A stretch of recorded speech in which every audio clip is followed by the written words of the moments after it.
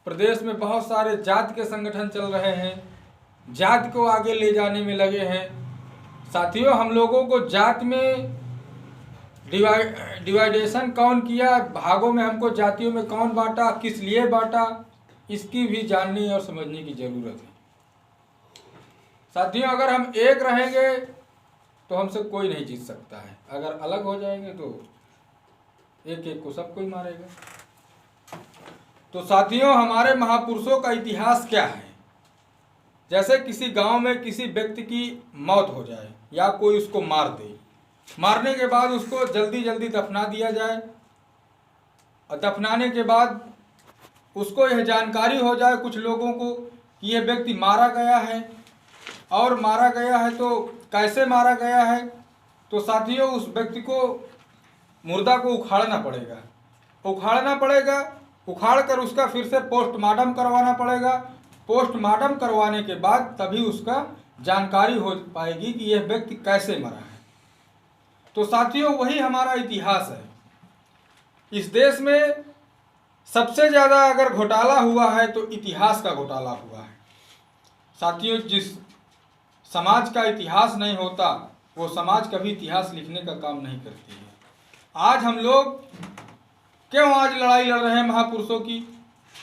यह जानते हैं कि हमारे महापुरुषों ने किनसे लड़ाई लड़ा और किस लिए लड़ाई लड़ रहे थे, इसलिए आज हम लोग लड़ाई लड़ने के लिए तैयार हो रहे हैं। जगह जगह पर कार्यक्रम लगाए जा रहे हैं, लोगों पर जानकारी जागरूकता का अभियान चलाया जा रहा है और लोग हमारे जुड़ भी रहे हैं, कुछ लोग नहीं जुड़ रहे हैं। जो नहीं जुड़ रहे हैं उनको जोड़ने की जरूरत है। साथियों, दोस्त और दुश्मन इस देश में सबको पता है कि सबका मालिक एक है, लेकिन ये नहीं किसी को पता है कि सबका दुश्मन भी एक है। साथियों, इस देश में जब मुगल नहीं आए, जब डच नहीं आए, पुर्तगाली नहीं आए, अंग्रेज नहीं आए, उसके पहले यहाँ ब्राह्मण आया। साथियों, अंग्रेज चला गया, मुगल चले गए, डच चले गए, लेकिन आज भी हमारे देश में ब्राह्मण राज कर रहा है।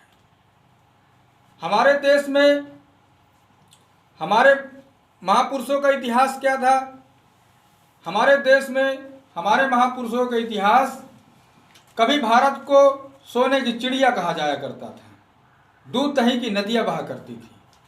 साथियों, सिंधु घाटी सभ्यता एक सभ्यता थी। उस समय हमारे देश में महिलाएं प्रधान से लेकर प्रधानमंत्री बना करती थी। तब यहाँ पर भारत को सोने की चिड़िया कहा जाता था और दूध दही की नदियाँ बहती थी। साथियों, उस व्यवस्था को खत्म करने में किनका हाथ है, इसे जानने और समझने की जरूरत है। साथियों, इन ब्राह्मणों ने हमारे देश में पहले आए, यहाँ की व्यवस्था को देखे, यहाँ पर बहुत लचीलापन है, यहाँ के लोग बहुत सभ्य हैं, यहाँ पर बहुत अच्छी भाईचारा है। देखे और समझे, समझने के बाद सोचा कि हम लोग यहाँ पर कैसे अपना राज कायम करें, यहाँ पर हम लोग अपना कैसी विरासत बनाएं और देखें। फिर अपने देश में जाते हैं, वहाँ से साथियों 9 लड़कियाँ लाते हैं और शराब लेकर आते हैं। जैसे ही हमारे देश में घुसते हैं, पहले इस देश का नाम था आर्यव्रत, इसका सबसे पहले नाम पड़ा आर्यव्रत। उसके बाद फिर जम्मू द्वीप रखा गया, उसके बाद फिर भारत रखा गया। और इन ब्राह्मणों ने अपने ग्रंथों में लिखा भी है, आर्यवर्ते जम्मू द्वीपे भारत खंडे खंडे, ऐसा इन्होंने लिखा। साथियों, जब ब्राह्मण हमारे देश में आया, ये साथियों नदी का किनारा पकड़कर चले।